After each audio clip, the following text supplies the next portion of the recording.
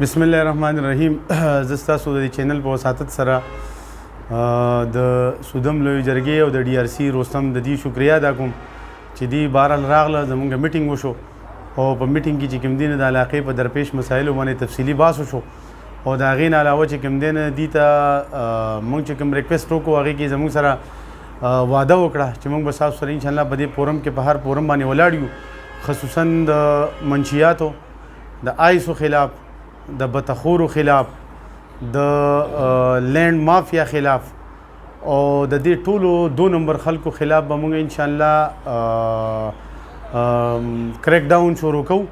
هغه کریک ډاون کې به انشاءالله د دې علاقې معزز خلک دی دی به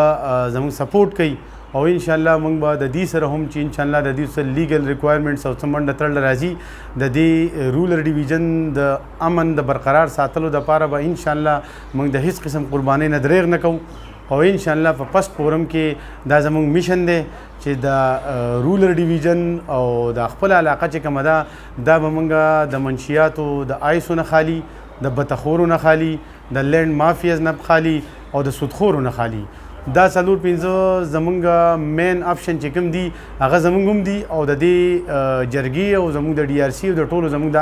دا میشن دی. نو انشاءالله په دې میشن کې به موږ د یو بل مټي جوړیږو او دا علاقه چې کوم دا په موږ باندې زمونږ د بچو زمونږ د نیکسټ جنریشن په موږ باندې فرض جوړیږي چې انشاءالله د امن چې کوم دی دا به دې علاقې له موږ د تحفې په شکل کې ورکوو.